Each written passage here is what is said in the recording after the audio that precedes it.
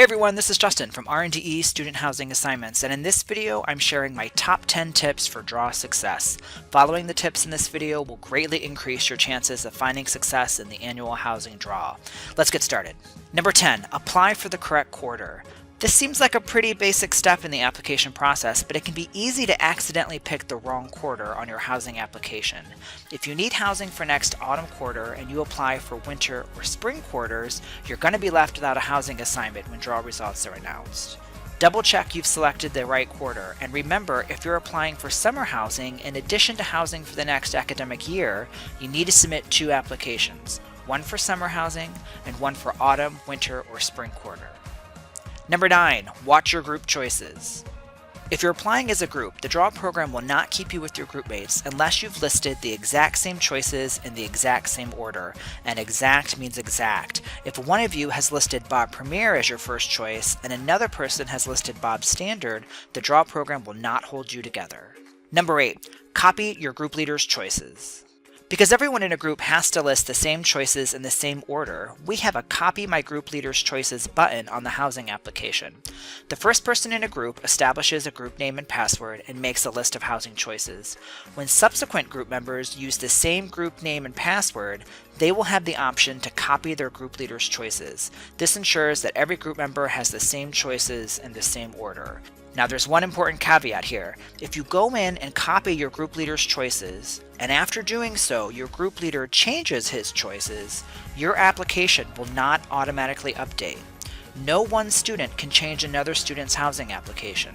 If your group leader changes his choices, you will need to go back into your application and push the Copy My Group Leader's Choices button again to make sure all of your choices sync up. It's also a good idea to always double check your group retention whenever you're making changes to your housing application.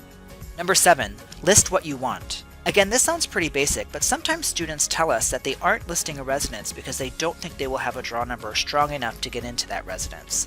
The fact is that every year cutoff numbers change, and it's much better to list a choice and not get it than to not list a choice and find out that you really did have a number strong enough to get into that residence. You can rank every residence we have available, and there is no disadvantage to ranking residences honestly, so list what you want in the order you want it. Number 6, make a robust list of housing choices. If the draw program cannot assign you to any of the residences you have listed on your application, it will look at your final choice. If you are guaranteed housing, you must select I am willing to accept any other assignment as your final choice. If you do not select this, you will no longer be guaranteed housing. If the draw program has to assign you out of this final choice, you are given whatever is left after all other spaces in the draw are assigned. In short, you become the last student assigned. This is why it's critical that you make a robust list of housing choices. Keep ranking choices until you have no preference between the choices that you have left unranked. That's when you'll know you've ranked enough choices. Number 5, use group retention correctly.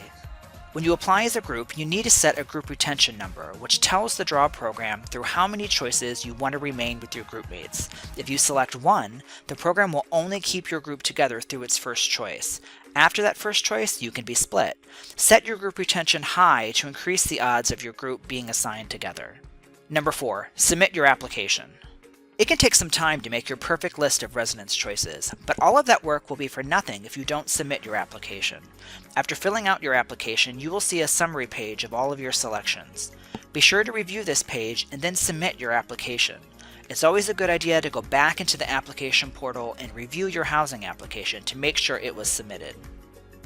Also, the application portal times out after 30 minutes, so if you need more than 30 minutes to craft your perfect list of housing choices, you should go ahead and submit your application, and then go back into the portal and edit your application. You can edit your application as many times as you want up until the draw deadline. Number 3, select the right final choice. Everyone has to pick a final choice on their application. In order to preserve your guarantee, you must select I'm willing to accept any other assignment as your final application choice.